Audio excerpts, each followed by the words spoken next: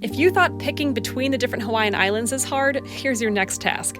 Trying to choose between all of the different things there is to do just here on Maui. Don't be fooled by its small size. This island has way more to do than you're going to be able to squeeze in your 7-day trip. So we're here to take you along with us on some different experiences. That way you can decide for yourself what you'd like to do here in Maui. It would be a lot, but in one day you could enjoy 10,000 feet for sunrise atop the volcano, then head over to lush mountainous rainforests, then go out on the ocean for whale watching, and finally down to a dried out sandy beach for sunset.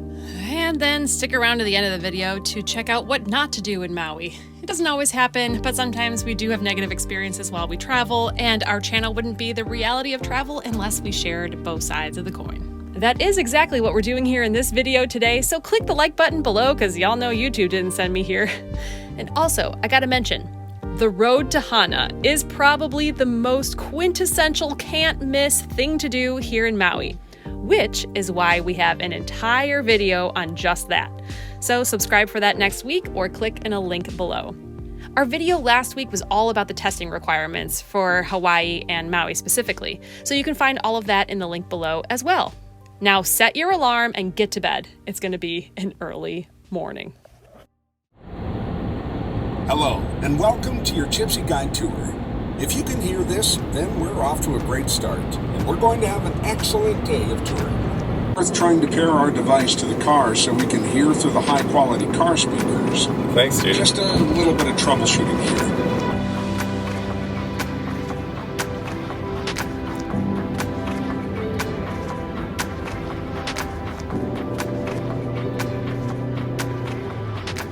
Sometimes we'll drive in and out of clouds as we move from the east to the west side of the slope and back again. It's an early morning in Maui for sunrise at Haleakala National Park, which is the top of the volcano at 10,000 feet. We've been climbing since sea level, and the narrator on our tour has mentioned that we should have probably gone through a layer of clouds so far, and it has been absolutely so clear. I've been watching sunrise as we can see it from our condo every single morning that we've been here. And like a hawk. Like a hawk. Every morning. The cloudy mornings I'm saying, oh gosh, look at those people up there, they can't see anything. And then, oh wow, what an awesome sunrise. Those people had a great experience. So my fingers have been crossed. It's been clear the past 2 days, and it was a clear sunset last night. So I have good feelings. I'm worried you're jinxing us right now. I know, like the but I can clouds are still just gonna see. roll in. Okay, that's true. Okay, shh, don't tell anybody.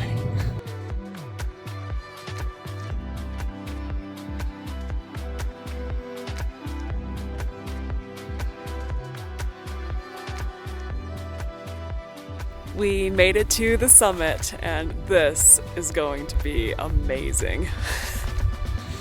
They said it was going to be cold, and they were right. They're right.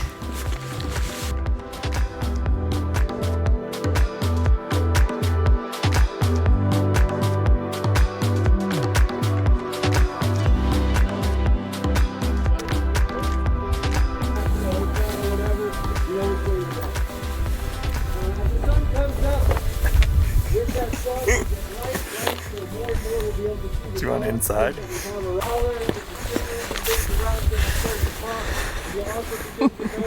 Thank you.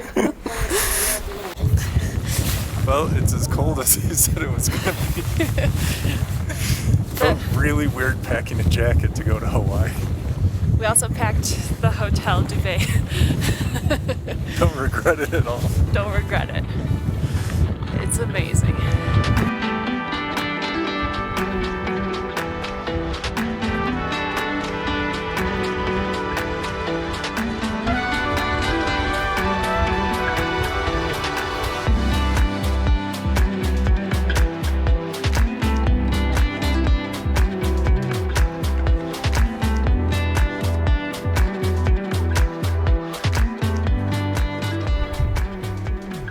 This is the one and only time it will be cold in Hawaii.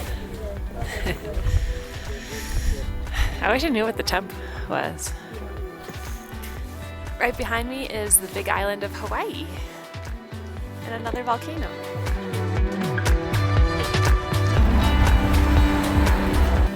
Taking a short break in here to warm up. Our hand stopped working. It's really hard to use the cameras then. Yeah, we have to warm up our fingers just to film. We should have been here a half hour earlier than we were. I thought to look up first light time as opposed to even just sunrise, and we got here a half hour before the listed first light. But with the altitude factored in, or not factored in, we probably should have been here an hour before first light time because there was light when we got up here a half hour before the light. So just a tip if you're coming up. Sunrise was at 6:30. We got here at 6, and you could have even gotten here at 5 if you wanted to see some stars. We're so lucky to get here on a beautiful morning, but you can come up here at any time of day, including sunset, which we hear is quite nice. That's where we came from. Somebody's happy she warmed up in the car.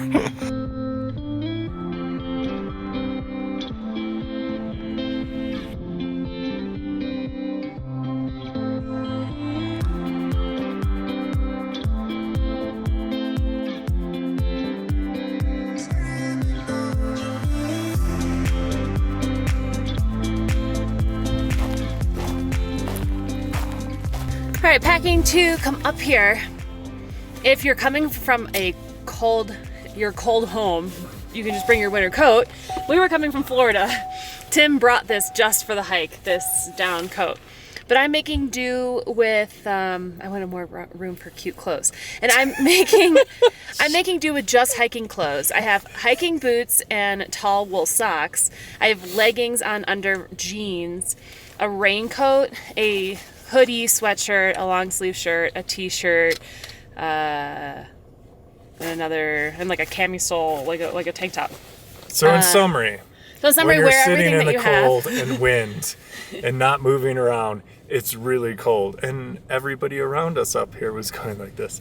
But even just little things in our experience make a big difference, like having a buff down here and a buff for your ears and a hat. Like those are the little things that are small and that you can pack easily to make it all easy. And then if you need more space in your luggage, you can always use travel gear compression cubes. What? Whoa. I thought I had what one an organic plug. I thought I had one right here in the backpack to just whip out and show you. But I'm sure our editor, Rhett, will pop one on the screen here. Mm-hmm. All right, this is going to be a beautiful ride down the volcano because we came up in the dark and we haven't even seen it yet.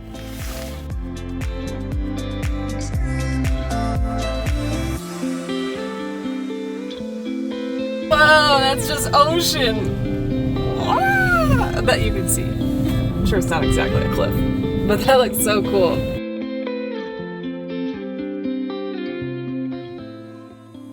Well, I hope you've enjoyed visiting this spectacular place. It's a difficult place to explain to people who haven't seen it for themselves. So, one of the big questions is whether Haleakala will ever erupt again. It's believed the last lava flows from Haleakala occurred in 1790, but new evidence is suggesting it may have been 150 years earlier than that. Well, this is pretty cool having gypsy guides right here on our phone to just kind of turn our brains off and not have to constantly be looking down the phone or doing research. And in national parks, frequently you don't even have service. So this is just playing through the speakers, and on the way down, it's different audio than on the way up, and it's letting us know that there's this great viewpoint right here that gives a different perspective than what we saw at the summit. And nobody's here, so nobody had the insider information with the guide.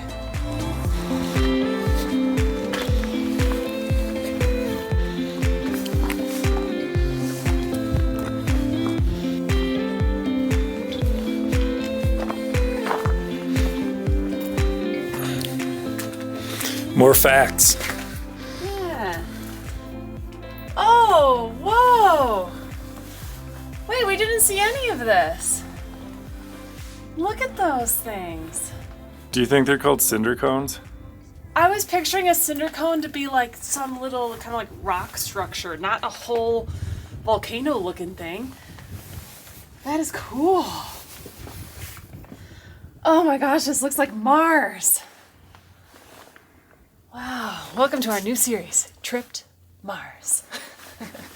I think because it's specifically a volcano and we have the little tour guide going in the car, I feel very much like this is an elementary school trip and you're out here learning about geology and volcanoes. I've never really been to a volcano. It makes me want to see some magma. I really want to see some hot glowing magma. Yeah. All right, next trip.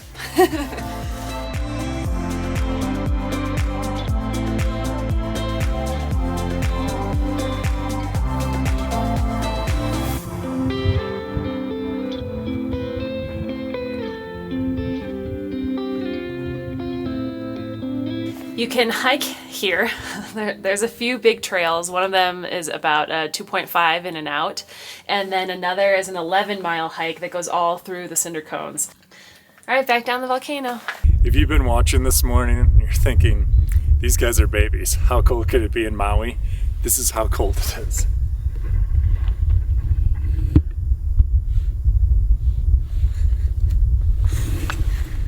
It's cold.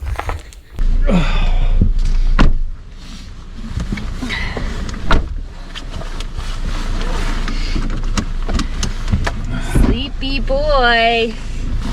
He's sleepy. Driving down a volcano makes you tired. He's sleepy. He's sleepy. He must trust me. Because the last time I really did any driving was on the other side of the road. The Virgin Islands. I didn't drive much at home. Shoot, I scared him. That is the Hawaiian state bird, the nene. It's a goose. But it was probably good I scared him because he was walking on the road and somebody just came bombing up the hill. So, okay, Hawaiian state bird, check.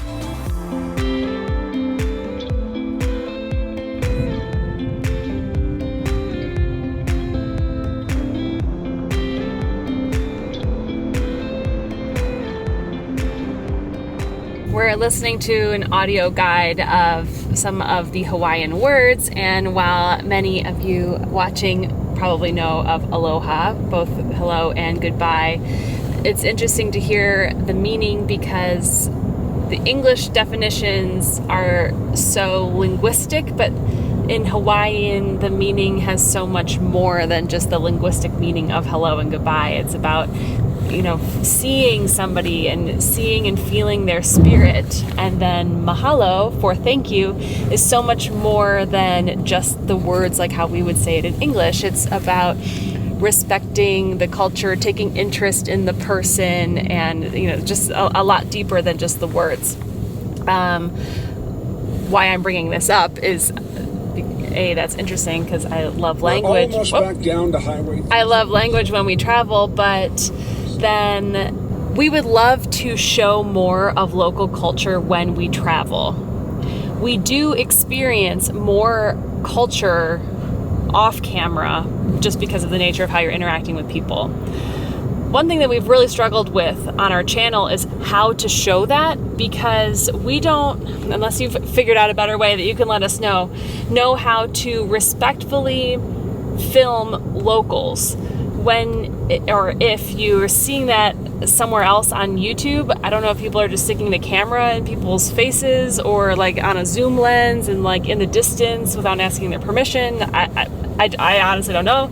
And then when you see something like that on a professional documentary or, you know, on National Geographic, that of course is all set up, right? There's filming permits and it's set up.